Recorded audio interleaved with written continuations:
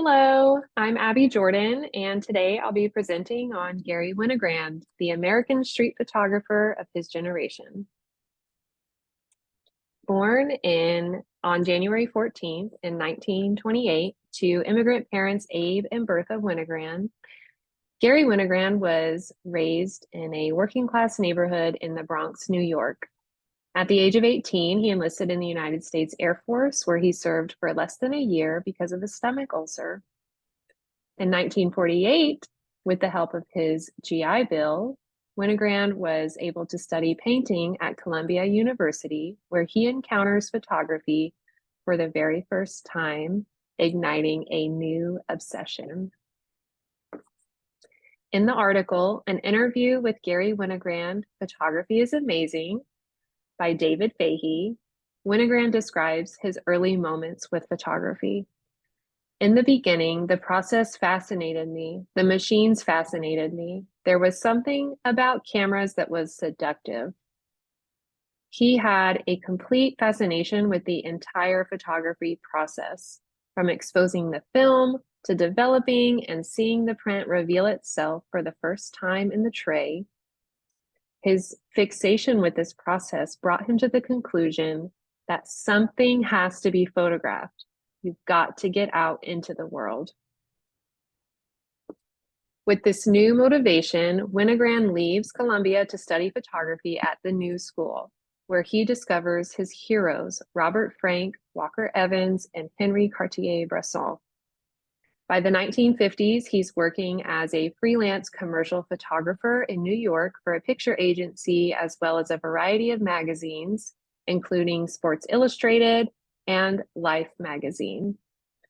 Pictured here is one of his earliest bodies of work titled El Morocco, taken at the El Morocco nightclub in New York City in 1955.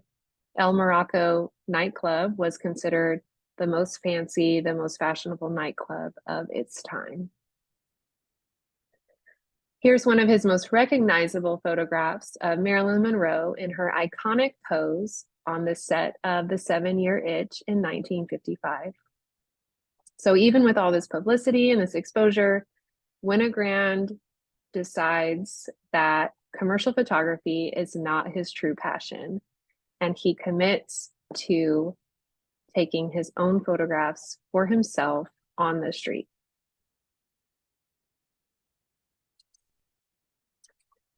Often with two 35mm Leica cameras around his neck, one had black and white film, one had color film, Winogrand took to the streets, inserting himself as an active participant in the middle of a scene as if his subjects are performing for him.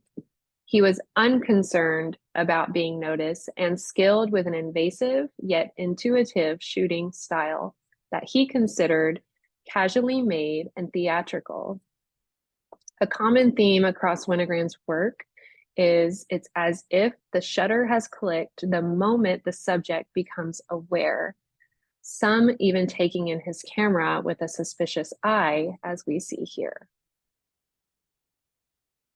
Over the course of his career, Winogrand traveled across the United States from New York to Los Angeles, exploring American societies by documenting every adventure through his lens, from rodeos to football games, Mount Rushmore to Colorado, White Sands National Park, New Mexico, the Statue of Liberty Ferry, and even animals at the zoo.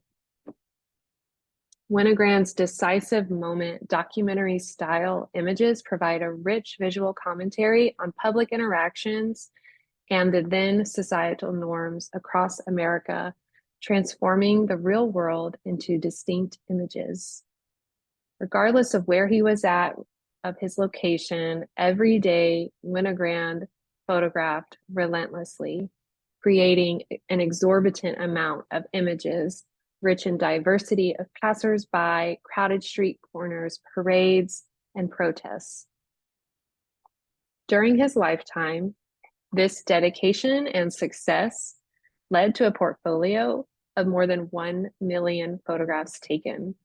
He also published 4 books, received 3 Guggenheim Fellowship Awards, the National Endowment of the Arts Award, and also in his lifetime experienced 18 exhibitions at the Museum of Modern Art, including The Family of Man, which was curated by photographer legend Edward Steichen. In his later years in the 1970s, Winogrand taught photography at colleges across the United States in New York, Chicago, Austin, Texas, and Los Angeles.